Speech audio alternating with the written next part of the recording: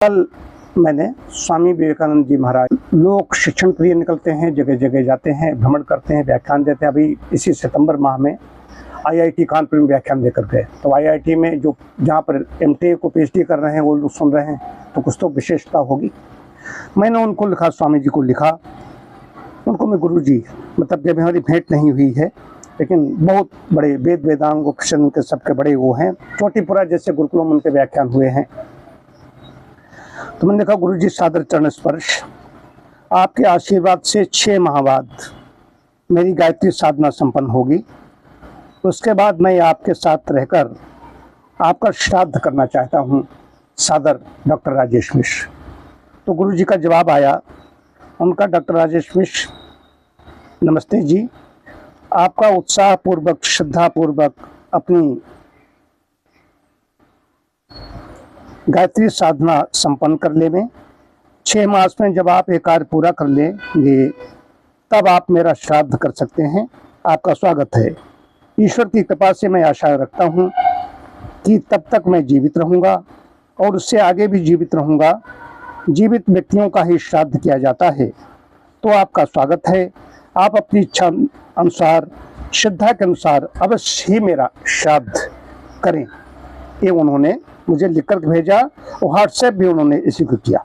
WhatsApp और मैंने Facebook पर भी जो लिखा था उनकी उस पर, तो उन्होंने इस पर किया। बात है श्रद्धा।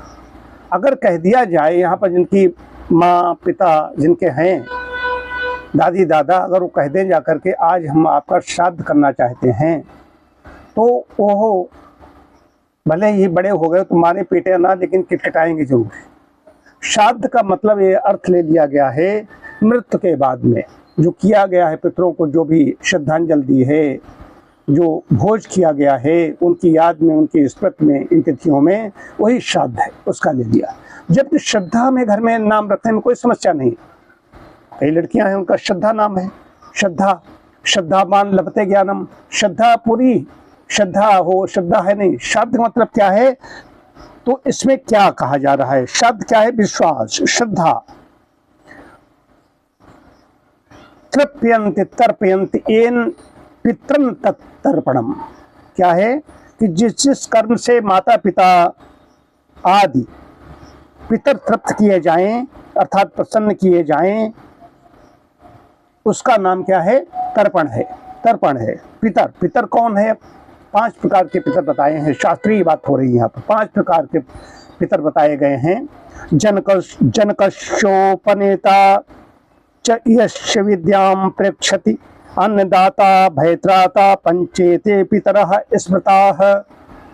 ये 5 कौन कौन से? जनकश्यो, जनक मतलब माता पिता, जनकश्य, और उपनेता जो उपनयन करता है, आचार्य जो जनेऊ धारण कराता है, आपका जो पवित्र धारण कराता है, उपनेता। च यस्य विद्यां पृच्छति, जो विद्या देता है, गुरु है। जन्म देने वाले माता पिता, उपनयन की दीक्षा देने वाला आचार्य, और विद्याम प्रेक्षक जो विद्या देता है, अन्न देने वाला अन्नदाता, भयत्राता जो भय से मुक्ति दिलाता है, राजा महाराजा, प्रेक्षति भयत्राता पंचेते पितरः स्मृता। ये 5 होते हैं इनको। अन्न देने वाला, रक्षा करने वाला, फिर से एक बार बता दें, जन्म देने वाले माता पिता, उपनयन की दीक्षा देने वाला आचार्य, विद्या पढ़ाने वाला गुरु, अन्न देने वाला और रक्षा करने वाला। ये 5 कहे गए हैं। इनको आचार्य गुरु कहा गया, इनको पितर कहा गया है। पितर कौन है? पितर 5। ये मनुस्मृत कहे, कोई साधारण बात ऐसे श्लोक नहीं है। अब बात आ रही कि पिता क्या है? पिताम परमम दैवतम मानवानाम। इसमें मैंने श्रद्धेय पंडित पिता तुल्य आदरणीय श्याम सुंदर त्रिपाठी जी हैं कछोना के, उनकी पुस्तक है विज्ञान शाकुंतलम। मैंने उनकी श्रद्धा देखी। उनके पिता आयुर्वेदाचार्य थे, कछोना के। उन्होंने समर्पण जो दिया है, मतलब क्या भावना है उन्होंने यहाँ पर लिया है कि समर्पण जो दिया है अपनी अभिज्ञान शाकुंतलम में, पिछले वर्ष यहाँ पर इसका लोकार्पण किया गया था। तो उन्होंने लिखा है, पिता धर्मः, पिता स्वर्गः, पिता ही परमं तपः, पितर प्रीतिमापन्ने प्रियन्ते सर्वदेवताः। अब उन्होंने ये श्लोक लिख करके अपने पिता को ये समर्पित, श्रद्धा पूर्वक समर्पित की थी ये पुस्तक पिता को। माता को नहीं लिया, पिता के विद्वता को लेकर। पिता हमारे विद्वान भी थे, आयुर्वेदाचार्य थे, उसका इसमें वर्णन किया है। तो क्या है? पिता धर्म पिता स्वर्ग पिता ही परमम तपः पितर प्रीतिमापन्ने प्रियन्ते सर्वदेवता। पिता ही धर्म है, पिता ही स्वर्ग है और पिता ही परम तपस्या है। जब पिता प्रसन्न होते हैं तो सभी देवता प्रसन्न हो जाते हैं। प्रियन्ते सर्वदेवता पितर प्रीतिमापन्ने प्रियन्ते सर्वदेवता, सब देवता प्रसन्न हो जाते हैं। इसीलिए कहा गया है, अगर ज्योतिषी गणना में चाहिए, ज्योतिष के अनुसार सूर्य उसका अच्छा होगा जिसका पिता प्रसन्न है। उसका सूर्य अच्छा होगा, ऊपर चमकता हुआ चला जाएगा, कोई हो कैसा भी हो। उसका नहीं का पिता हमारा विद्वान नहीं, पिता हमारा पढ़ा लिखा नहीं, उसका पिता प्रसन्न है, उसकी प्रीत का उसको आनंद मिलता है। बस से समझे, कोई लड़की हो लड़का हो कोई हो। तो ये वाक्यांश जो बताए गए हैं, ये पिता वाला बताया, संस्कृत में पिता के प्रति श्रद्धा और सम्मान को व्यक्त करता है। तो ये 5 प्रकार के जो पितर कहे गए हैं, तो श्रद्धा हमारी जीवित अवस्था में भी हुई होनी चाहिए। बात आगे आ रही है, जो विश्वास है, भक्ति भावना है, श्रद्धा है अपने माता पिता की पितृ ऋण से मुक्ति होने के लिए, आत्मिक शांति के लिए, आत्मिक आनंद के लिए जब हम ये करते हैं, अनुष्ठान करते हैं, तो श्राद्ध मतलब मृत्यु के बाद नहीं। मैंने प्रकांड विद्वान जो वेद वेदांगों प्रसिद्ध और शास्त्रों के परम ज्ञाता, शंका समाधान करने वाले इतने बड़े हैं, मैं अभी भेंट नहीं कर पाया हूँ। उन्होंने यहाँ संकल्प बुलाया गायत्री महापुरुषण का, इतने सत्यनिष्ठ हैं। मुझे कोई सत्यनिष्ठ अभी मुझसे ज्यादा मिले ही नहीं। बड़े बड़े सन्यासियों की बात कर रहा हूँ, मैं निंदा नहीं करता हूँ, किसी सन्यासी का नाम नहीं ले रहा हूँ, लेकिन वही मुझे ऐसे मिले कि खरी खरी कहेंगे, साफ साफ कहेंगे, स्पष्ट बोलेंगे, जैसा कहा टू द पॉइंट वैसे ही उन्होंने सामने प्रस्तुत कर देंगे।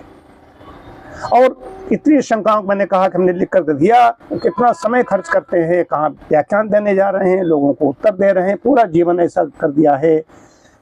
तो IIT कानपुर में आए हैं, जब यहाँ पर तमाम प्रोफेसर तमाम उनके इंतजार में हैं, मैं इसमें भी फोटो भी उनके लगाऊंगा, तो मैं धन्य हूँ। मैं इसीलिए वहाँ पर पढ़ने के लिए जाना चाहता हूँ। वो दर्शन युग महाविद्यालय के निदेशक डायरेक्टर हैं, कई ऐसे पद भी हैं उनके पास, निदेशक हैं उसके, जहाँ पर दर्शन, ब्रह्मचारी और सन्यासी वानप्रस्थ गृहस्थों के लिए कैंप सब वहाँ पर हो रहा है, जिसपे देश का जाना माना वो दर्शन महाविद्यालय है गुजरात में।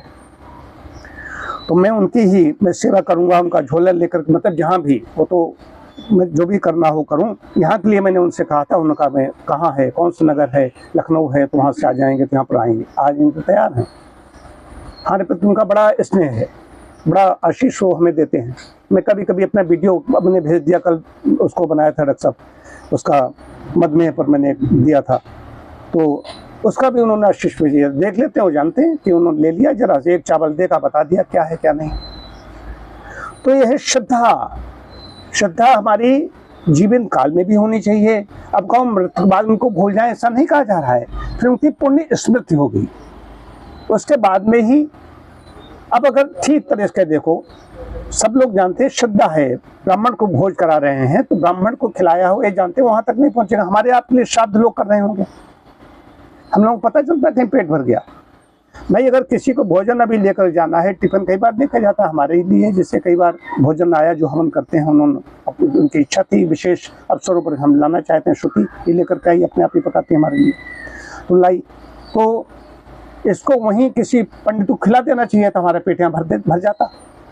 तो वहाँ पर भाव ये नहीं है, श्रद्धा है, भावना अच्छी है। देखिए भावना पहले भी अच्छी होनी चाहिए।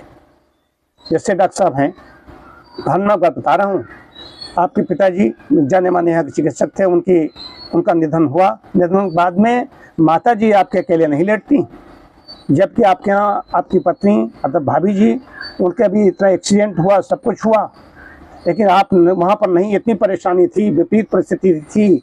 अब ये क्या करें, लेकिन माता जी के पास से रात में लेटे डॉक्टर साहब।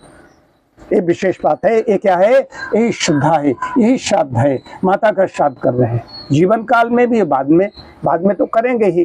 जो भी पत्र पुष्प है, किसी को उनकी स्मृति हमें समर्पित करने हैं, दान करना है, कुछ श्रद्धांजलि देनी है, भोज करना है, वो अलग विषय है, लेकिन जीवन काल में तो किया नहीं। हमारे अपने हरदोई कहावत कही जाती है, जियत निधि है कौरा मरे नहीं चौरा। मतलब मरे चौरा का मतलब समाधि बनवाएंगे बाद में। हमारे पिताजी की समाधि बनाई गई, लोग समझे बहुत बड़ा था। वो प्रायश्चित करता है कि पिता तो चले गए, चल बसे, तब बाद में समझ में आया, फिर वो देखता है तो अंदर बड़ा प्रायश्चित करता है कि हमने क्या किया, हमने परुष वचन बोले, हमने कट वचन बोले, हमने उनका आशीर्वाद नहीं प्राप्त किया। तो सब उसको करना पड़ता है कि हम कैसे प्रायश्चित करें। प्रायश्चित कर रहा है वो। अगर उसने जीवन काल में कर दिया होता, जैसे मैं अपनी बात बताऊं, पिताजी तो मेरे 14 वर्ष, आज ही 21 सितंबर है, 21 सितंबर को ही पिताजी का देहावसान हुआ था। जब पढ़ कर के आया, कक्षा 9 में पढ़ता था, पढ़ कर के आया तो उन्होंने हमसे कहा कि राजा साहब नहाओ, हमारा जनेऊ हो चुका था, नहाओ खाओ और चक्की से आटा उठा के लाओ। आटा हम नहीं लाए थे, एक दिन पहले लाना चाहिए था, शाम को हम नहीं लाए, उठा के लाओ। उस दिन जो मातृनवमी होती है, माताओं को भोजन कराया जाता है, वो उनको दक्षिणा दी। हम भोजन करने के नहा के बैठे और हमने 1-2 ग्लास खाए, हमें 2-3 खाए हूँ, तो मैं तो बहुत सत्यनिष्ठ हूँ, खाए हूँ। तब तक वहाँ पर मतलब कि हो गया कि वो तो पिताजी हमारे चारपाई सुताल लेके पिताजी हमारी मृत्यु हो गई। तो हमसे कहा राजा साहब, जैसे कुछ असंतुष्ट तो राजा साहब कहते, तो राजा साहब में भी आशीर्वाद समा हुआ है, वो हमारे दुश्मन नहीं थे। तो राजित मुझे उन्होंने राजा की तरह तो है बना दिया, राजित है। माता जी है, उन्होंने मातृभक्त बता रहे, उनकी इच्छा तुम बनवाओगे पूत, लेकिन हमारे बाद बनवाओगे। हमने वहाँ पर एक शाला बनवाई, 2 कमरे बनवाए, उनको मैं दिखा लाया। और छत पर हम पढ़ रही थी, छत जाने को, तो उसका ढोला वोला बन चुका था, जो कच्चा बनता है वो बन चुका था, हम दिखा लाए और उसके बाद वो खत्म हो गई। तो बताइए हमें मातृभक्ति बन गई। अगर मैंने करता तो मेरे अंदर क्या ये बात कचोटती, मेरी माता जी की इच्छा थी, बाद में हमने किया। तो कुछ काम समय पर होनी चाहिए। तो प्रीति पहले तो ठीक, बाद में वहाँ पर अब हम मर गए, बाद में करने क्या मतलब रह गया। जीवन काल में कितनी श्रद्धा थी आपकी, तो ये है वो शब्द है। इसका मैंने उदाहरण बहुत बड़ा रखा। सबसे पहले इतने बड़े प्रकांड विद्वान, आर्य जगत के परम सन्यासी, जिनको मैंने लिखा कि मैं आपका श्राद्ध करना चाहता हूँ, उनके शब्द देखे, ये मैं उदाहरण स्वरूप प्रस्तुत कर रहा हूँ। इसीलिए ओम शांति शांति शांति।